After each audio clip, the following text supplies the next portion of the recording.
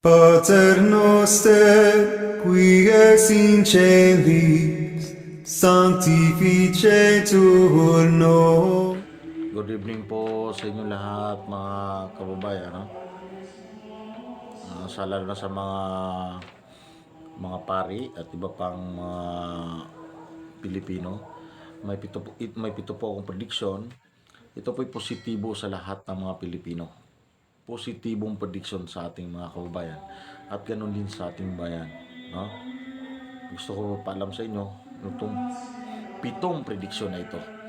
Unang-una, yung sa ating ekonomiya.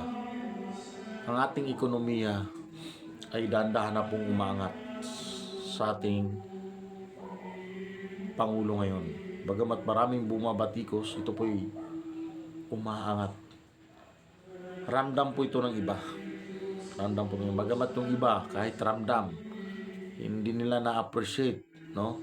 Pero ito, ramdam po talaga. Kahit ako, ramdam ko. At may isa pang surprise ang ating mahal na Pangulong Marcos, no? It's sa lahat ng Pilipinong manggagawa. Abangan nyo sa 2025. Yun po na kita. Pangalawang prediction, isang babaeng vlogger, no? Maganda itong babaeng vlogger na to. Alam mo kung saan siya nag-start, no? Vlogger lang noon. Nagba-vlog lang siya. Ngayon nagkaroon po siya ng isang kumpanya o ng kumpanya ng sabon, no? Sabon ang produkto niya. Bigyan ko kayo ng clue. Ito po yung nagbigay pa ng tulong kay Diwata ng house and lot, no?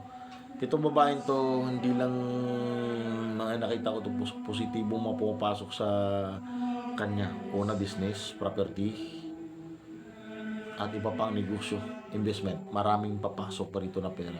Patuloy ang pagyaman nitong babaeng ito.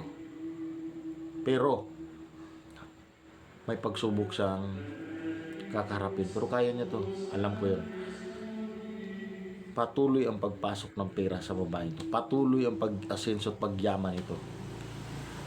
Itong vlogger na to. Yun ang clue, binigay ko sa inyo. Tumulong kay Diwata, nagbigay ng house and lot. Ayaw kong pangalanan. Ikatlong prediction. Mga Pilipinong nabubuhay sa dagat. Baka sabihin nyo naman ba mga pilosopo, lalo at ibang mga kababayan kong Bisaya, pilosopo, no? Ito pong mga Pilipinong nabuhay sa dagat. Unang-una, mangingisda, no? Mangingisda. Maganda pong pasok ng pera ng mangingisda sa taong 2025, no? Magandang at saka yung mga naglalayag, seaman, at iba pa, basta namumuhay sa dagat. Tandaan nyo. Pang-apat, mga construction worker. Itong mga biyaya ng construction worker, no, so tapatin nyo kayo lahat ng mga kabayan, no, spiritually na biyaya to. Alam nyo kung ano, kalakasan ng katawan. Malayo sila sa mga may sakit. Yun ang nakikita. Diyos mismo nagkaloob sa kanila nitong mga mga biyayang binaba ng Diyos sa kalangitan. Pang-apat, no? Itong pang-apat, lahat ng mga manggagamot, no? Yung mga manggagamot, spiritually rin ang nito, ang biyaya nito. Kalakasan pang-spiritual sa lahat ng mga manggagamot. Anong klaseng kalakasan pang-spiritual? Sila'y makakagaling ng iba't ibang may karamdaman. Ito'y ikinaloob na ng Diyos sa manggagamot na tapat sa kanyang tungkulin at tapat sa Diyos. Yun po ang nakikita ko rito, no? Bagamat ang mga manggagamot talaga, sabi ko sa inyo totoo, maraming pinagdadaanan, sakripisyo, masasakit na salita, batikos. Totoo po yan. Kalakasan.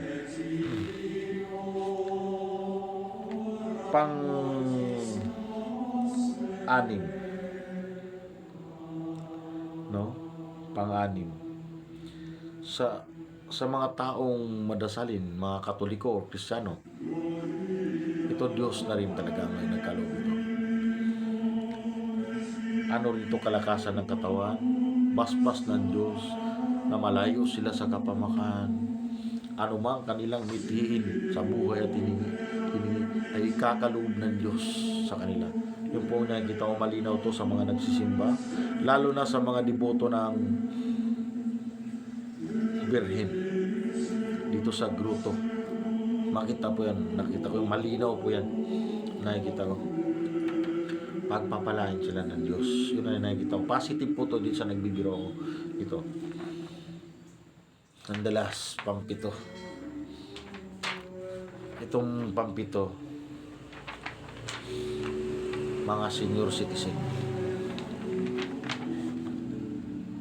Ito'y maliwanag sa mga senior citizen. Hindi lang po sabi na discount, yan ang biyaya, hindi po. Isa din yung kasama rin yun. Ang mga senior citizen ngayon, hindi na akala natin ganun na lang, mahina na sila. Hindi. Inaano ng Diyos na mararamdaman nila ang spiritually at magpaparamdam sa kanila ang banal na Espiritu Santo sa mga senior citizen, lalo't madasalin. Yung po nakita kong mga biya. Pangalawa, yung normal na yung ayuda normal na yun, no?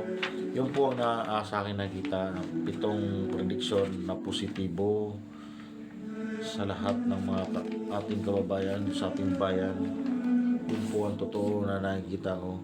Kayo mga kababayan, mo po kayo panghinaan ng loob o bumitaw sa pananampalataya, tapos kumapit po sa pananampalataya, pagdadasal at maging tapat tayo sa Diyos. Kung ano man natin mga pagkukulang bilang Kristiyano, bilang nagkasala, bilang tao, humingi po tayo ng kapatawaran. Sa pusong kapatawaran, isa puso natin yung panalangin, isa buhay natin yung pagdadasal. Yun po ang totoo. Yun po ang aking prediction sa araw na to. Nawa maging masaya kayo sa pagpasok ng taon 2025. Welcome sa 2025 and God bless sa inyo lahat, mga kabayan. At maraming salamat sa aking mga followers at ganoon din naman sa mga manggagamot na tunay nagmanap sa espiritual.